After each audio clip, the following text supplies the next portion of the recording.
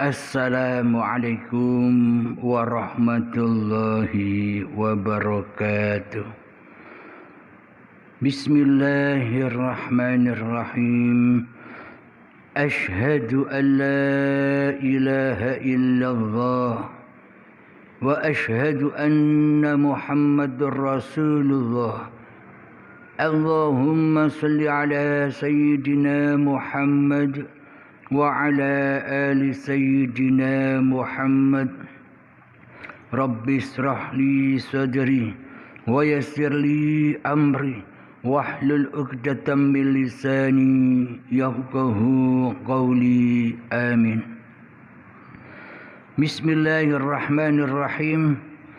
Salam santunku buat para sahabat tercinta dimanapun kalian berada.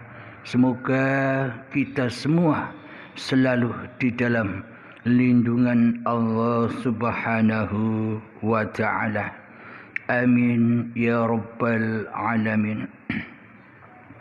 Sebelum kita mulai kajian di pagi yang indah ini, marilah tetap memohon kepada Allah agar kita selalu dihindarkan dari balak-balaknya hati, dari zalim-zalimnya hati, dari jahil-jahilnya hati, dari persekutuan-persekutuan hati terhadap Allah Subhanahu wa ta'ala. Allahumma salli ala sayyidina Muhammad wa asghi lil zalimin bil zalimin. Allahumma salli ala sayyidina Muhammad wa asghi lil zalimin bil zalimin wa akhrijna min bainihim salimin wa ala alihi wa sahbihi ajma'in. Alhamdulillahi rabbil alamin. Pada pagi yang indah ini, mari kita sapa, mari kita sambut sahabat kita yang dari seberang sana, yang mana sahabat kita ingin bertanya. Mari kita dengarkan bersama-sama. Assalamualaikum warahmatullahi wabarakatuh. Buat Ustaz Abdul Kalim dan sahabat-sahabat yang menjalani ilmu ketuhanan ini. Saya Adnan daripada Kuala Lumpur. Begini Ustaz, apabila kita mengamalkan atau mempelajari ilmu syariat dan juga hakikat, pada akhirnya, penghujungnya kita akan menemui kesesatan. Jadi mohon kepada Ustaz untuk menjelaskan, menerangkan jalan keluar daripada perkara ini. Sekian, terima kasih. Wabillahi taufiq wa hidayah. Wassalamualaikum warahmatullahi wabarakatuh. Alhamdulillahi rabbil alamin. Pada inti pertanyaannya, bila kita hanya bersyariat saja tanpa berhakikat, itu zalim, itu sesat, itu batil. Dan bila kita berlaku hakikat saja tanpa syariat pun sama, juga sesat, batil di sisi Allah. Alhamdulillahi rabbil alamin. Bagaimanakah caranya kita menyambung, menyinkronkan antara syariat dan hakikatnya agar berjalan seiring bersama. Ibaratkan hidup dan badan. Badan adalah syariatnya, hidup adalah hakikatnya. Karena tanpa hidup, badan pun takkan pernah bisa bersyariat. Alhamdulillahirabbil alamin. Mayoritas pemahaman kita tentang babagan syariat selama ini hanyalah perilaku-perilaku di dalam menjalankan syariat-syariat agama. Contoh syariat sholat, contoh syariat ibadah, dan syariat-syariat yang lain. Pada pandangan kita selama ini syariat itu hanya disandarkan pada laku-laku ibadah-ibadah yang kita kerjakan setiap hari saja. Itulah yang dinamakan syariat.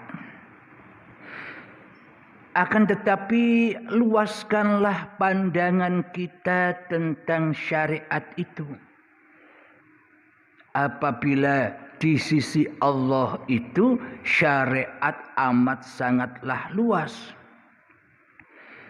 Jadi syariat di sisi Allah itu sejak bangun tidurnya badan hingga sampai tidurnya kembali badan ini, inilah yang dimaknai, yang disebut syariat. Yakni seluruh perjalanan, seluruh pergerakan-pergerakan tubuh kita inilah yang disebut syariat. Bangun tidurnya badan syariat, berdirinya badan syariat, berjalannya badan ke kamar mandi syariat, ketika kita saat mandi syariat, ketika kita berpakaian syariat, ketika kita menjalankan sholat 5 waktu syariat, ketika kita mengaji Al-Quran syariat, ketika kita bersolawatan syariat, ketika kita berzikiran syariat, ketika kita berdoa syariat, ketika kita memasak di dapur syariat, ketika kita sarapan, makan dan minum syariat, ketika kita bekerja dari rumah naik kereta menuju ke kantor juga syariat, ketika kita sudah bekerja di dalam kantor syariat. Seluruhnya apapun pergerakan badan, seluruhnya apapun aktivitas-aktivitasnya badan, di sisi Allah itulah yang disebut syariat. Semuanya tergelar. Gelarnya badaniyah ini, zahiriyah inilah yang disebut syariat. Kemudian hakikat. Menurut pandangan umum, hakikat itu ya ilmu hakikat, ilmu ketuhanan. Maka dari itu selama ini banyak ketidaksinkronan pada mayoritas saudara-saudara kita yang kita cintai di luar sana. Karena di dalam hatinya membedakan antara ilmu syariat dan ilmu hakikat. Ilmu hakikat adalah ilmu babagan hati. Ilmu babagan kembalinya hati kepada hakikat dari syariat itu sendiri. Akan tetapi karena hakikat selama ini kita anggap sebagai ilmu yang beda dengan ilmu syariat, maka inilah yang memisahkan kita selama ini antara syariat dan hakikat. Kita berfokus mengenal Allah, mengenal Tuhan di dalam kita mempelajari babagan hakikat. Jadi awalnya bersyariat, terus hijrah, pindah kepada hakikat. Dikarenakan selama ini syariatnya ompong. Dikarenakan selama ini syariatnya roboh. Dikarenakan selama ini syariatnya mabuk. Mabuk dunia. Mari kita hayati, mari kita simak hati kita masing-masing selama ini. Ketika kita bersyariat, saat bangunnya dari tidur, kemudian duduk, lantas berdiri menuju kamar mandi, setelah itu mandi dan menuju sholat subuh, berzikiran, sholawatan, lantas sarapan pagi, makan dan minum, kemudian naik kereta atau naik motor menuju ke tempat kerja. Kenapa dikatakan selama ini syariat kita syariat yang ompong, syariat yang roboh, syariat yang mabuk? Karena di dalam kegiatan dan aktivitas syariat yang selama ini kita jalani jauh dari Allah, tidak sambung kepada Allah, tidak rojiun kepada Allah, yakni syariat-syariat yang kita lakukan selama ini terputus dari rahmatnya Allah. Maknanya apa?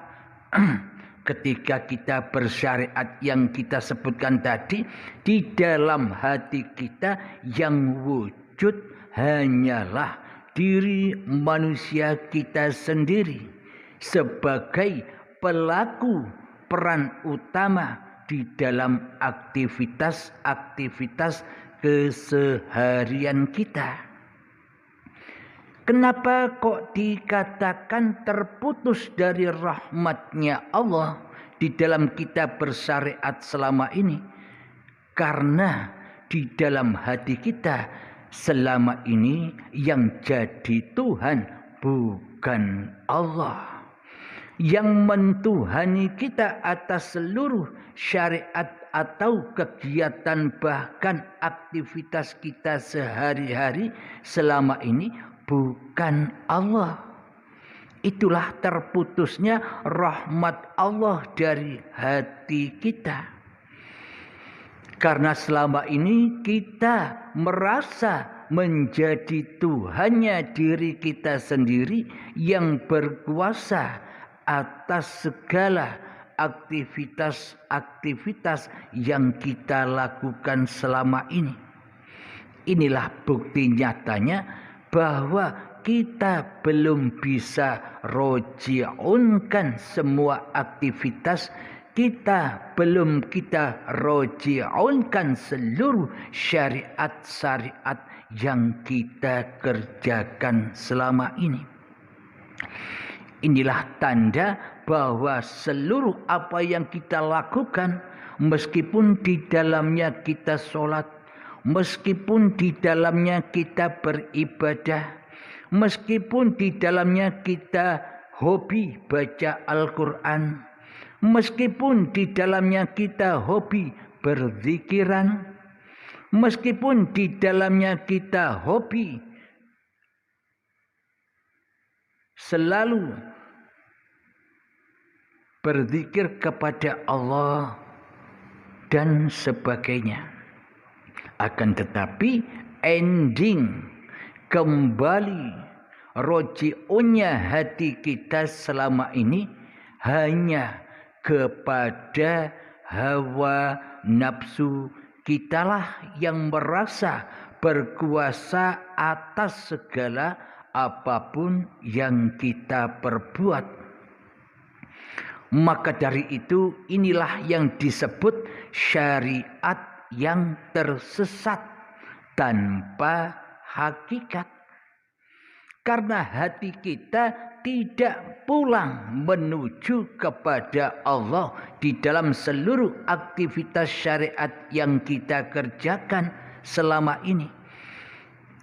Karena seluruh aktivitas yang kita kerjakan, syariat yang kita kerjakan selama ini hanya diperuntukkan, hanya disandarkan, dipulangkan kepada salib yang terbesar di hati kita, yakni hawa nafsu kita sendirilah salib yang terbesar di dalam hati kita yang selama ini selalu menghalang-halangi sampainya apapun syariat yang kita kerjakan sampai kepada Allah. Roji'un kepada Allah, kembali kepada Allah Subhanahu wa ta'ala. Karena terhalang oleh salib-salib, hawa nafsu kitalah yang merasa berkuasa. Hawa nafsu kitalah yang merasa berhak memiliki syariat-syariat yang kita lakukan. Sehingga praktek hati kita bukan lillahi ta'ala, akan tetapi hanya li nafsi selama ini. Semua yang ku kerjakan, semua yang ku syariatkan hanyalah dari kekuasaan diriku sebagai pelaku di dalamnya. Sehingga kita merasa bangga atas apapun yang kita lakukan. Sehingga kita merasa mulia dengan apapun yang kita kerjakan selama ini. Karena inilah disebut syariat yang tersesat. Karena inilah yang disebut syariat yang batal. Karena inilah syariat yang hancur, fana. Karena roji'un dan pulangnya hanya kepada salibnya diri manusia kita sendiri selama ini sebagai Tuhan yang mentuhani hidup dan badan kita selama ini, yang menghalang-halangi jumpa dengan Tuhan yang menciptakan diri kita selama ini. Karena nyembah salib inilah dosa dari dosa yang teramat besar di sisi Allah.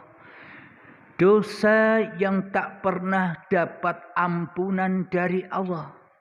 Karena yang disembah di dalam hati kita selama ini bukan Allah, tapi salib diri kita sendiri yang merampok, yang merampas, yang menghaki, yang mengaku-akui bahwa seluruh kegiatan apapun yang kita lakukan kita akui sebagai kekuasaan kita selama ini. Karena inilah tidak sinkronnya antara syariat dan hakikatnya. Dan karena inilah batallah seluruh apapun yang kita lakukan. batallah seluruh ibadah apapun yang kita kerjakan selama ini, karena rojiun hati kita bukan kepada Allah tapi kepada salib, yang mana salib ini lebih dahsyat, lebih kejam daripada salib-salib yang ada di luar diri kita. Salib inilah yang dimaksud inna syaitana lakum aduwwum mubin. Sesungguhnya syaitan itu adalah musuh yang nyata bagimu. Salib inilah syaitan itu. Jadi bukti setan yang nyata itu, siapakah yang wujud di dalam hati kita? Itulah setan yang nyata. Itulah salib yang terakbar yang selama ini kita sembah, kita abdi. Selama ini kita menghamba bukan kepada Allah, akan tetapi kita menghamba, mentuhankan salib-salib diri inilah yang selama ini kita sembah. Terbukti di dalam hati kita selama ini Allahnya gaib, Allahnya tiada, Allahnya adam, yang mestinya Allah itu wujud. Oleh salib ini, oleh hawa nafsu kita ini ditiadakan Allahnya, digaibkan Allahnya. Maka itulah hancur leburlah apapun yang diusahakannya, hancur leburlah apapun yang diibadahkannya, karena sesungguhnya bukan ibadah semua itu. Karena sesungguhnya sholat yang kita lakukan hanyalah mensekutukan Allah dengan salib diri kita sendiri di hati kita. Jadi selamanya kita takkan pernah bisa mengabdi dan menyembah kepada Allah yang menciptakan diri manusia kita, akan tetapi kita selama ini hanya menyembah salib diri kita sendiri selama ini. Karena inilah ketidaksinkronan antara syariat dan hakikatnya. Kenapa kok tidak sinkron? Karena syariat nyembah salib, salib dirinya sendiri. Maka dari itu, agar sempurna segala syariat-syariat yang kita kerjakan selama ini, maka patah-patahkanlah salib-salib yang ada di hati kita. Hancurkanlah kerajaan-kerajaan iblis dan setan di hati kita yang selama ini menyesatkan diri kita menghadap Allah Subhanahu wa taala. Karena di dalam hati kita selama ini kita selalu dibisikkan, kita selalu dibimbing, kita selalu digurui, kita selalu dimursidi oleh iblis dan setan, sehingga iblis dan setan menyuruh kita, menyesatkan kita untuk menyembah salib ini ketimbang menyembah siapa yang menciptakan salib ini. Alhamdulillahirabbil alamin. Semoga hati kita tercerahkan atas kesalahan-kesalahan kita selama ini, atas kedzaliman-kedzaliman hati kita selama ini, selama kita menyembah salib di hati kita dengan tanda bukti bahwa Allah gaib atas diri kita. Itulah kita selama ini nyembah salib di dalam hati kita, yakni salib hawa nafsu kita sendiri. Maka dari itu, dosa yang paling besar di antara dosa-dosa yang ada adalah nyembah salib ini. Inilah dosa yang tak pernah diampuni oleh Allah Subhanahu wa taala, karena di dalam hati kita selalu menggoibkan Allah, selalu mentiadakan Allah, selalu tidak mengkuasakan Allah atas diri kita.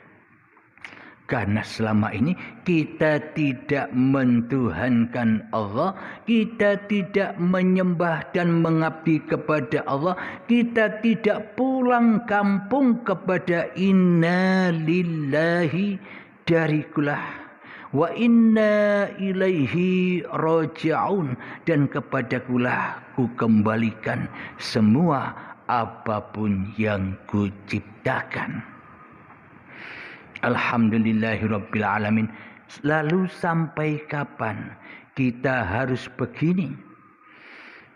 Inilah yang dimaksud syariat yang sesat, syariat yang hancur. Ibadah solat dan ibadah yang diperbuatnya selama ini hanyalah dihancurkan sendiri di hatinya, tidak dipersembahkan kepada Allah. Lalu bagaimana mungkin ibadah solat dan ibadah yang kita lakukan? Lalu bagaimana mungkin syariat-syariat yang kita aktivitaskan ini selama ini bisa kembali kepada Allah, bisa rojiun kepada Allah, dan tidak menyembah salib lagi? Sementara kita tidak kenal Allah, sementara Allah masih gaib di hati kita. Bagaimana mungkin kita bisa beribadah dan sholat tanpa kita berjumpa dengan Allah? Tanpa kita as-sholatu mi'rajul mu'minin, tanpa kita mukmin kepada Allah, tanpa kita beriman kepada hanya Allah. Ya takkan mungkin sampailah apapun yang kita perbuat dan apapun yang kita amalkan selama ini, karena semua percuma, karena disandarkan, karena untuk persembahan-persembahan kepada salib-salib saja, hancur lebur di dalam salib dirinya sendiri. Karena inilah kenapa syariat, bila syariat saja sesat tanpa hakikat, karena syariatnya tersesat jauh ke lembah neraka, kumpul dengan iblis dan setan di dalamnya. Karena di dalamnya tidak menyembah Allah, melainkan menyembah salib-salib di hati, yang mana di situ kumpul dengan iblis dan setan yang berbahan bakarkan badan-badan manusia dan hati yang keras melebihi kerasnya batu. Inilah tanda bukti bahwa kita selama ini tinggal di neraka Jahannamnya Allah, karena tiada iman di dalam hati kita kepada Allah, karena gaibnya Allah atas diri kita selama ini, sehingga kita masuk di dalam an-nar.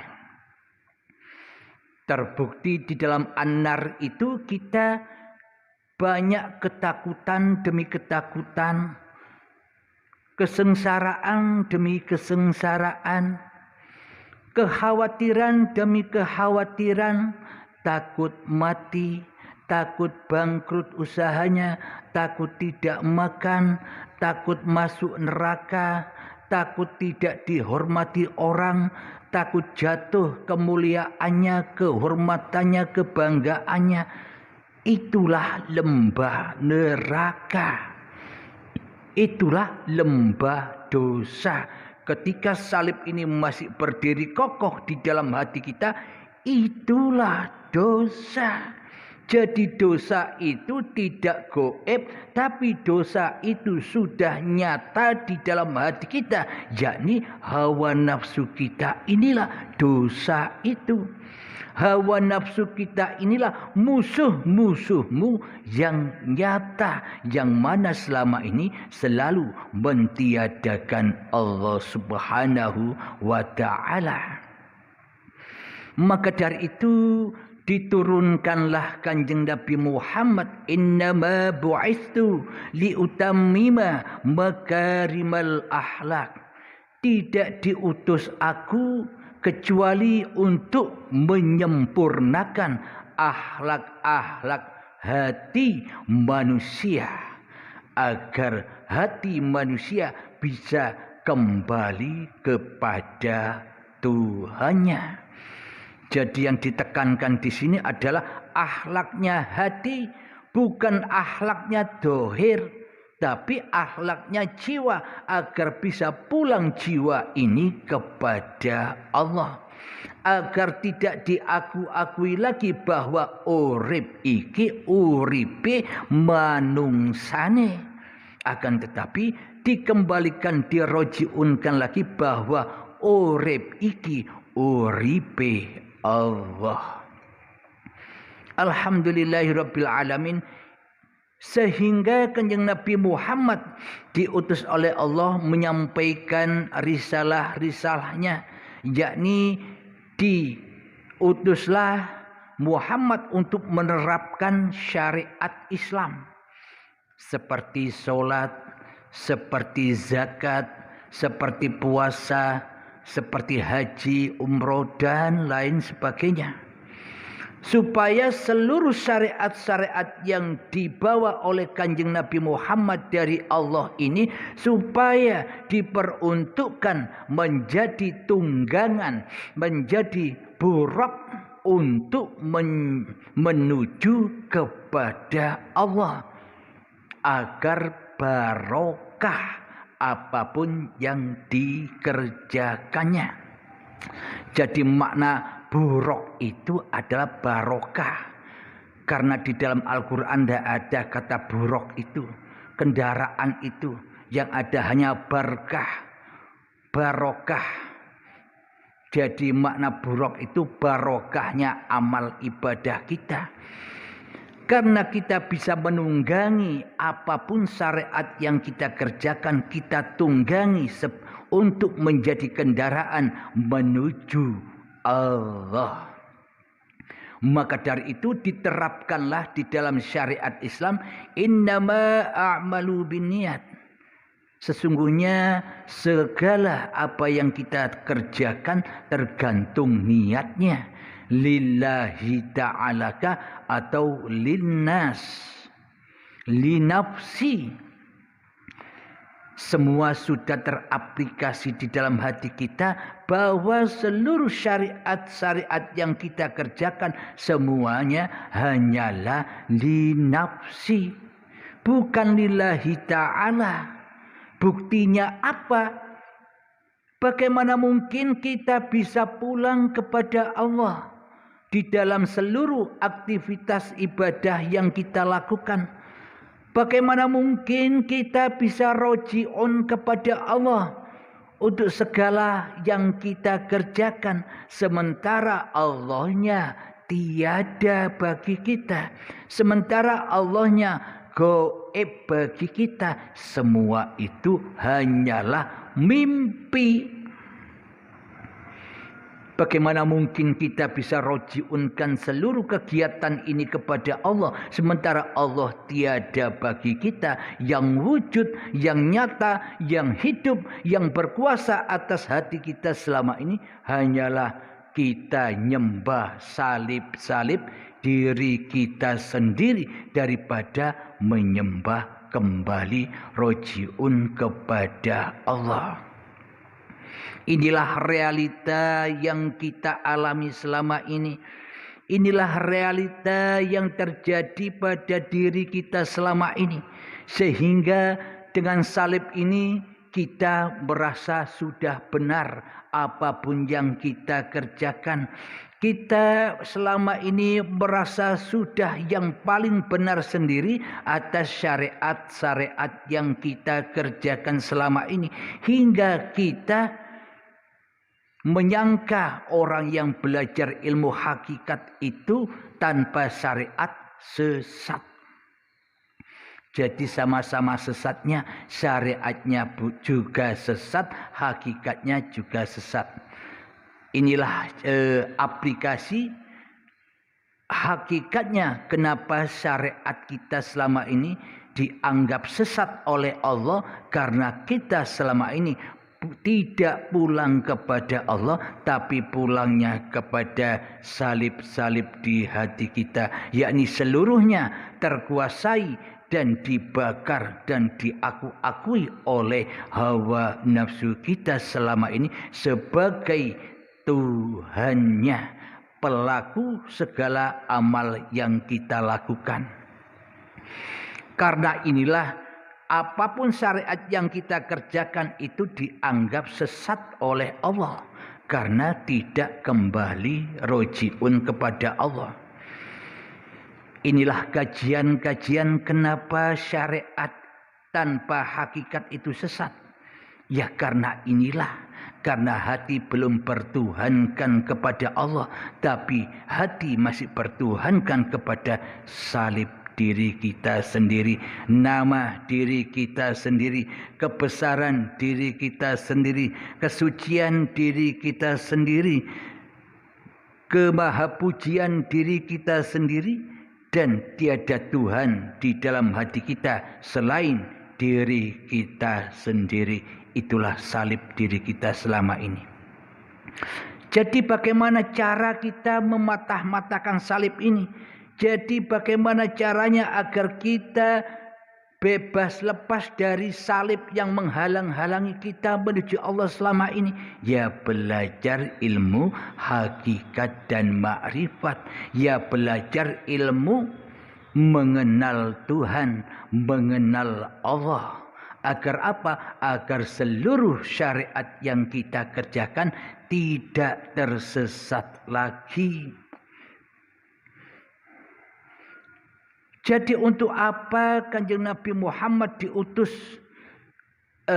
memerintahkan kepada para sahabatnya, para pengikutnya, para kaumnya untuk mengerjakan syariat, yang mana di dalam syariat itu ada suatu niat, yakni niat lillahi ta'ala, supaya kembali kepada Allah, bukan kembali kepada manusianya, li nafsi.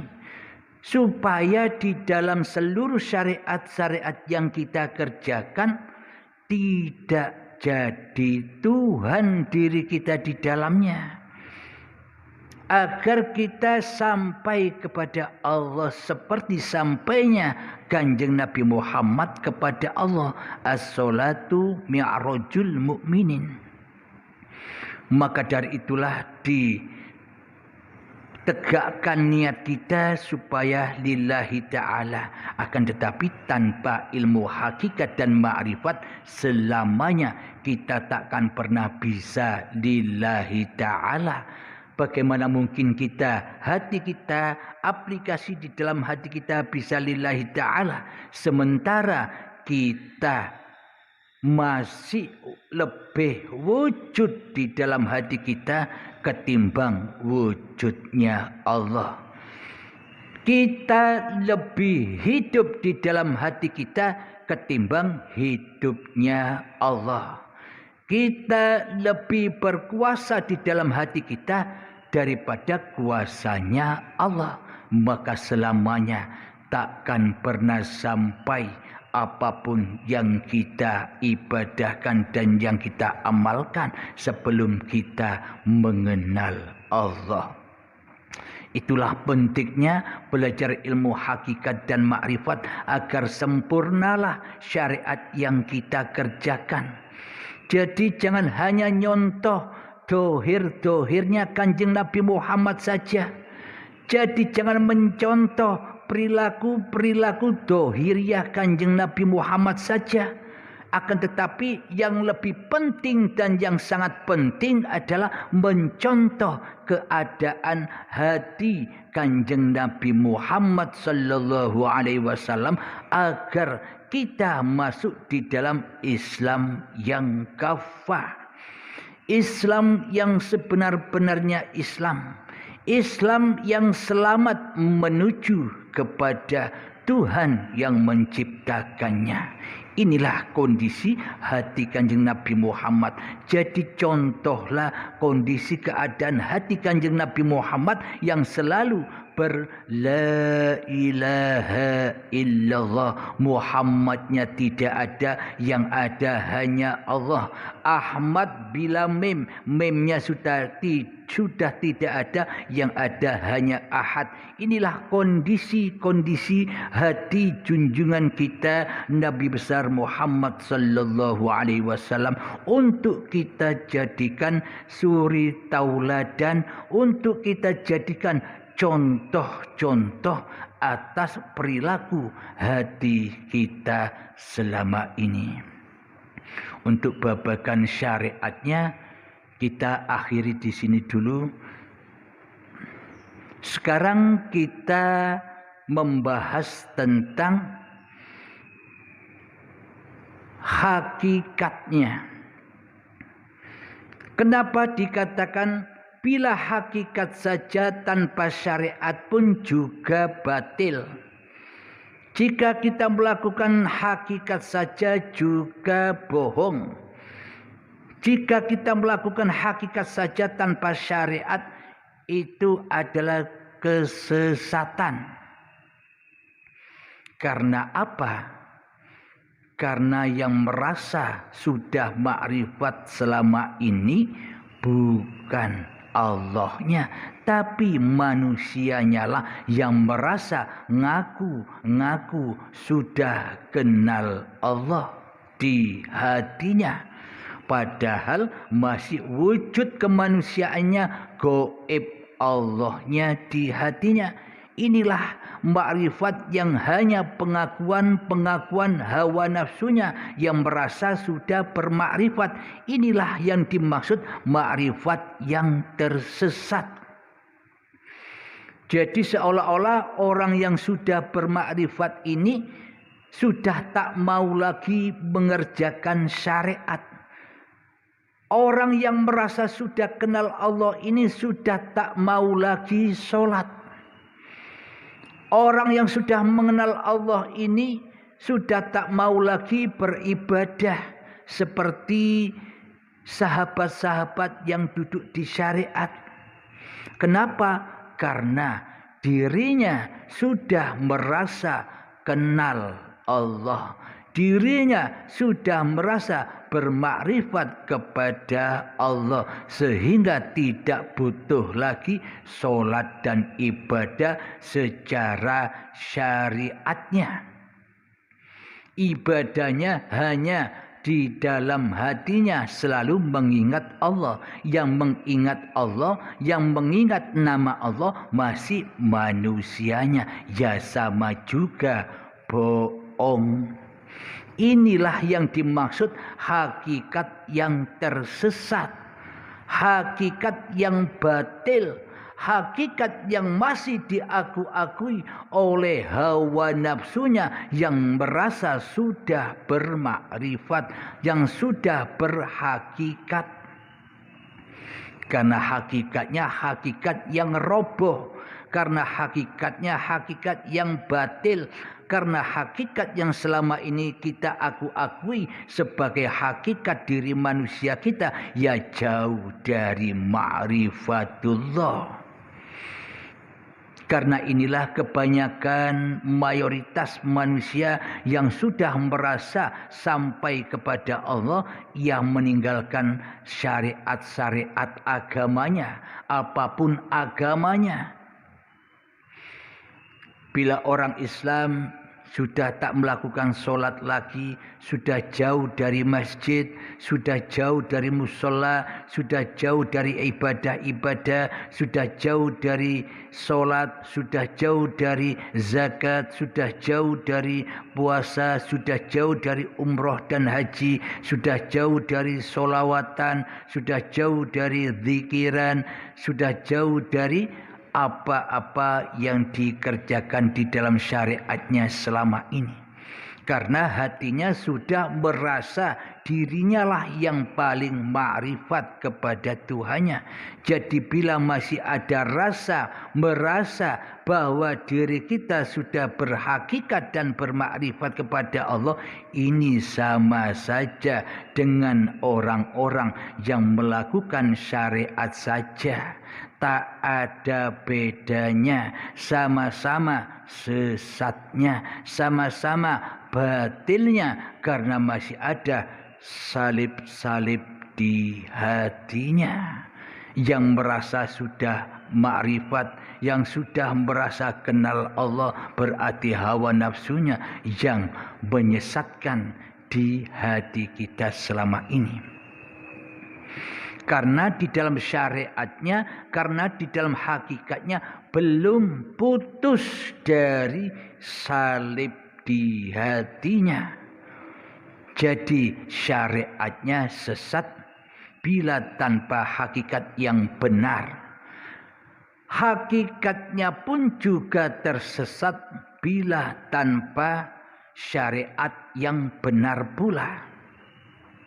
Jadi syariat dan hakikat itu sesungguhnya berawal dari yang ahad, berawal dari Allah. Jangan diaku-akui syariat, hakikat dan makrifat itu kuasa manusianya. Jangan diakui syariat dan hakikat itu milik manusianya. Inilah yang disebut syariat dan hakikat yang benar. Karena hati sudah pulang kepada Allah. Jadi PR bagi kita mulailah belajar ilmu hakikat dan ma'rifat yang benar, yakni mengenal Allah secara benar, mengenal Tuhan secara benar. Siapa yang menciptakan diri manusia kita? Siapa yang mewujudkan diri manusia kita? Hidupnya siapa yang menghidupi cikal bakal badan manusia kita ini? Uripnya siapa? Urip yang menghidupkan, urip yang ngawuripi terciptanya cikal bakalnya badan yang dari tanah ini hingga saat menjadi seperti ini. Semua karena uripe Allah. Tanpa uripe Allah, syariat, torekoh, hakikat dan makrifat takkan pernah ada. Jadi pusat-pusarnya dulur papat limo bancer syariat, toreko, hakikat dan makrifat itu, senternya atau bancernya kembalinya kepada uripe Allah, bukan kembali kepada salib. Maka PR kita, bila Allah di dalam hati kita masih goib, berarti salib-salib ini masih teguh berdiri tegak di dalam hati kita. PR kita hanyalah untuk merontokkan kekuasaan salib-salib di hati kita dengan mendatangkan Isa dan Al-Mahdi agar terpatah-patahkan salib-salib di hati kita. Apa maknanya mendatangkan Isa dan Al-Mahdi? Yakni belajar, mulai saat ini belajar mendalami ilmu ketuhanan, ilmu hakikat dan makrifat yang sebenar-benarnya. Jangan belajar ilmu hakikat dan makrifat yang bodong, yang hanya seolah-olah saja. Yang mana di dalam ilmu hakikat dan makrifat masih teraku-akui salibnya, yang merasa sudah sampai kepada hakikat dan makrifat. Belum putus hakikat dan makrifatnya, belum putus syariat dan torekohnya dari salib-salib di hatinya. Maka disinilah kita belajar makrifat yang sesungguh-sungguhnya, makrifat mengenal Allah yang sesungguh-sungguhnya mengenal Allah, agar tidak tersesat lagi syariat kita dan tidak akan tersesat lagi hakikat dan makrifat kita. Maka dari itu, alhamdulillahirabbil alamin. Inilah jawaban dari pertanyaan saudara kita, kenapa bila kita melakukan syariat saja tersesat dan kita melakukan hakikat saja tanpa syariat ya sesat. Karena apa? Karena salib di hati, karena diri kita yang mentuhani dan merajai syariat dan hakikat itu sendiri di dalam hati kita selama ini. Alhamdulillahirabbil alamin. Semoga kita semua senantiasa selalu ditunjuki oleh Allah Subhanahu wa taala. Amin ya rabbal alamin. Sebelum kita akhiri, kita memohon kembali kepada Allah lewat salawat min daf'ul bala. Allahumma salli ala sayyidina Muhammad wa ashghilil zalimin bil zalimin. Allahumma salli ala sayyidina Muhammad وأسقي للظالمين بالظالمين وأخرجنا من بينهم سالمين وعلى آله وصحبه أجمعين. Alhamdulillahirabbil alamin. Allahumma salli ala sayyidina Muhammad wa ala ali sayyidina Muhammad.